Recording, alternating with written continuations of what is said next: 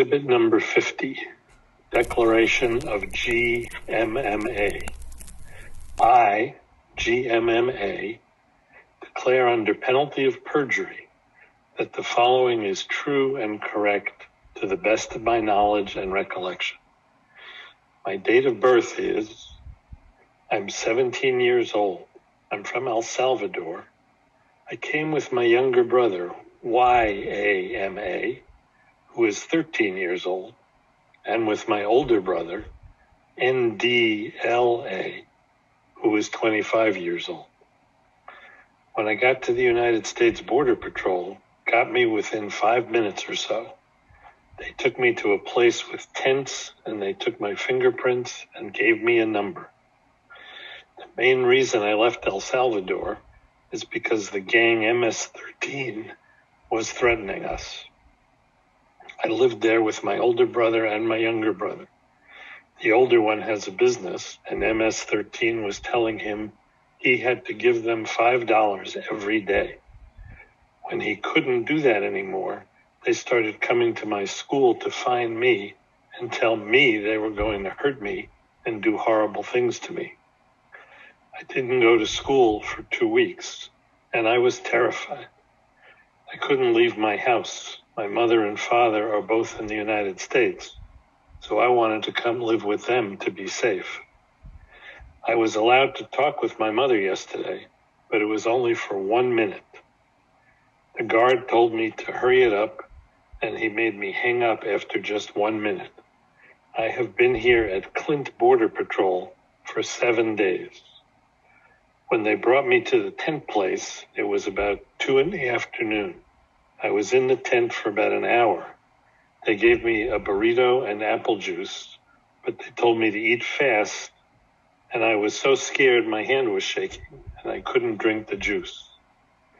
They separated me from my brothers there. They put me in a room that was freezing, and 3 other girls there gave me a sweater to try to keep me warm. I was still freezing. There were 2 blankets on the floor that were like aluminum, but the officials didn't give me one. There were 4 of us in that room. I slept on the floor, and they woke us up at about 2 in the morning to look at my documents. And at 4, they woke us up again to bring me here to Clint Border Patrol Station. When I got here, I sat on the floor until 11 in the morning.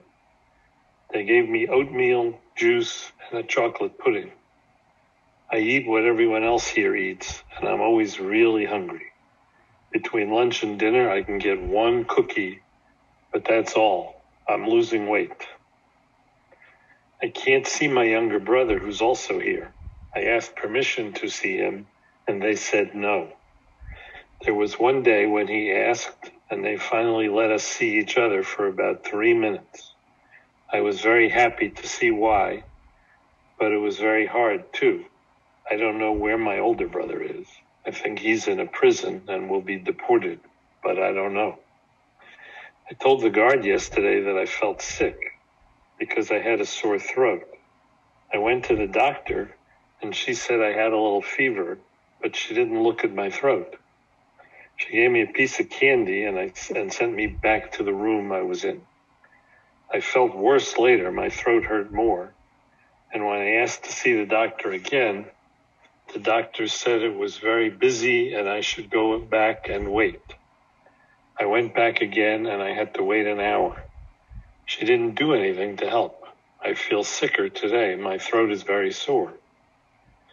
The room I'm in had about 40 girls in it at the beginning, but now it's mostly very small children. There are about 28 now. 2 of them, a girl who is 4 and another who is 5, don't know their names and don't know where they're from. The 4-year-old has been here a long time, and the other about 10 days. They don't have a mother or father to care for them, so 2 girls are taking care of them. There are 8 bunk beds and 2 mats on the floor for sleeping. The smaller ones sleep in the beds, and the ones who've been here the longest time sleep on the mats on the floor. The beds are here next to one another, so we all sleep next to one another. I don't sleep much because the air bothers me. The toilet is in the same room we're in. There's no curtain or anything. We try to hold up a cover up when we use it, but the girls on the top bunk beds can see everything. There's water, but no soap to wash our hands after using the bathroom. The water they gave us makes us sicker. It smells like chlorine. One of the guards came in yesterday afternoon and asked us how many stripes were on the flag of the United States. We tried to guess, but when we were wrong, he slammed the door. I, GMMA, swear under penalty of perjury that the above declaration is true and complete to the best of my abilities. The declaration was provided in Spanish, a language in which I am fluent, and was read back to me in Spanish.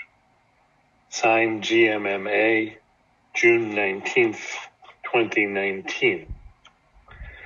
Certificate of Translation. I, Kathleen O'Gorman, certify that I am fluent in English and Spanish, and that I read the above declaration to GMMA in Spanish. Signed, Kathleen O'Gorman, June 19th, 2019.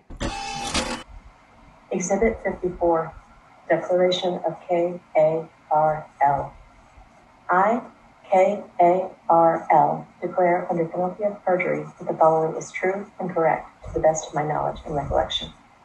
I came from Santa Rosa, Barberena, Guatemala. My birthday is, I am 14 years old. I left Guatemala with my 18-year-old sister, A.C.R., because the gangs wanted us to join them, but we did not want to. We knew that they sometimes rape or kidnap girls who do not do what they want. That is what they did to girls in our old neighborhood. So when they came to make us join us in our new neighborhood, we knew we had to leave, and so we left a week later. Our father, J.A.R.C., lives in Northern California, and so we came to the U.S. so that we could live with him and be safe. His telephone number is, our mother does not take care of us. She leaves for long periods of time and often yells at us. My sisters have raised me. We crossed a small tributary on Friday, and immediately an official met us and took us to an area with a tent about 10 minutes away. They lined us up and checked our skin and our hair. Then they checked our birth certificates and other paperwork. That is when they took my sister away from me, and now I'm very worried about her. I don't know where she is or if she is okay. I'm worried they will send her back to Guatemala and something will happen to her there because she would not join the gang. Afterwards, they took us to a building and placed me in a small room. It was freezing. I slept on the ground. It was concrete. There were other people in the room. One was a grandma, and she said she had been there for 20 days. I am currently at Clint. I am in a room with about 50 children. There are 3 boys, ages about 2, 8, and 10 years of age. Another boy came today. I think he is about 8 years of age. The rest of the children range from ages of about 4 to 17 years of age. There is one mother with a baby. There are about 10 bunk beds and 1 single bed. If someone leaves a bed, you just have to go grab it. The youngest children often have to sleep on the concrete floor. There are 2 large pads on the floor that sleep 2 or 3 children, and there are 2 pads that are very thin and sleep 2 children per pad. There are about 20 children who sleep on the concrete every night. There are young children with no parents. There was an 8-year-old with no parent here who was trying to take care of a little 4-year-old girl. She did not know how to take care of a little girl, so she kept asking me what to do. And I started telling her, but then I just started taking care of her myself. I take her to the bathroom, give her my extra food if she is hungry, and tell people to leave her alone if they are bothering her. She has been sick the whole time I have been taking care of her, and is coughing and has mucus. She doesn't talk hardly at all, just yes and no. She wears diapers, and I change them for her. Her bracelet says her name is KXM, but I don't know where they got that name. The roster says her birthday is, and her A number is. I'm also taking care of another little girl who arrived yesterday. The roster says her name is CMCB, and her A number is. It says her birth date is. She said she came to the U.S. with her aunt and cousin, but was taken away from them by the guards. Like me, she is very sad and crying all the time. Right now, I'm holding both little girls in my lap to try to comfort them. I need comfort too. I am bigger than they are, but I am a child too. I've not been able to talk to my father or my sister, and I want to speak with them. It is very upsetting to be separated from our families. I, KRL, swear, under penalty of perjury, that the above declaration is true and complete to the best of my abilities. This declaration was provided in Spanish, a language in which I am fluent, and was read back to me in Spanish. Dated June 17th, 2019. Exhibit 4. Declaration of JOAM and JACA, an infant. I, JOAM, declare under penalty of perjury that the following is true and correct to the best of my knowledge and recollection. I came from Managua in San Miguel, El Salvador. My birthday is... I'm 16 years old. I live in my grandfather's home with my 20-year-old fiancé, JACM, my 20-year-old sister, LAAR, and our 1-year-old daughter, JACA. Our daughter's date of birth is... My fiancé, daughter, sister, and I had to leave El Salvador because our grandfather saw the gang kill our neighbor. They threatened to kill him, and so we all had to leave. He is old, so he went into hiding, and we came to the United States because we have family here. My fiancé's uncle, DCM, lives in Virginia and wants to sponsor us. His telephone number is... My fiancé and I crossed with our baby into the United States at Port Juarez and had to cross the river by foot. It was very deep, so I held our baby and my fiancé held on to me to keep us above the water. 2 hours after we crossed, we met Border Patrol and they took us to a very cold house. We slept on mats on the floor and gave us aluminum blankets. They took away our baby's diapers, baby formula, and all of our belongings. Our clothes were still wet and we were very cold, and so we got sick. My fiancé, our daughter, and I got sick from being so cold. We were there for about 10 hours. After that, they took us to a place with a tent. There was also a structure with a roof, but no walls. They put us in a cell together. Until this point, our family was kept together. But here they came and took our daughter and me out of the cell and separated my fiancé from us. We were all very upset. Our baby was crying. I was crying. My fiancé was crying. We asked the guards why they were taking our families apart, and they yelled at us. They were very ugly and mean to us. They yelled at him in front of everybody to sit down and stop asking questions. We have not seen him since. They made us all sit in lines and all face the same way. If we tried to shift positions or turn around and look the other way, they would yell at us and tell us not to turn around. There were about 30 children there. They were all made to sit on the ground, lined up, and all face the same way. They made us do that for like 5 hours. Our 1-year-old tried to stand up and take some steps, and the guard told me to make my baby sit down and stay still. They got mad at me because I was having trouble making my baby, who was a toddler, sit for so long. My back was hurting from sitting there on the ground with my legs folded and my baby in my lap trying to hold her still. After that, they brought us here to Clint. It was about a 40-minute drive. We stay in a room with 45 other children. There are 10 bunk beds. We sleep 2 children per mattress, so 4 children sleep in each bed. The other children sleep on thin mats on the concrete floor. The way the beds are assigned is that the child who leaves gives their bed to someone else. A girl left the facility, and so she designated that bed for my daughter and me. Until then, my baby and I slept on a cement wall. There was no mat, so my baby and I slept directly on the cement.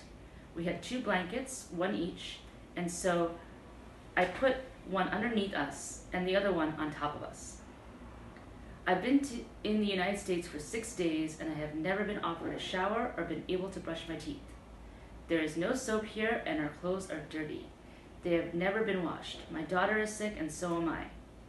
In the morning, they give us Jell-O, oatmeal, and silver pouches of fruit punch. At lunch, they give us instant soup, another pouch of fruit punch, and a cookie. At dinner, they give us a bean burrito, Jell-O, and a silver pouch of fruit punch. There's nothing else in the burrito, no rice or cheese. They give my daughter formula, but otherwise we get no milk. We get no fruits or vegetables. My baby asks for her dad all the time. She frequently looks for him and wonders where her dad is. We both miss him very much and don't understand why they broke up our family. I, JOAM, swear under penalty of perjury that the above declaration is true and complete to the best of my abilities. This declaration was provided in Spanish, a language in which I am fluent, and was read back to me in Spanish.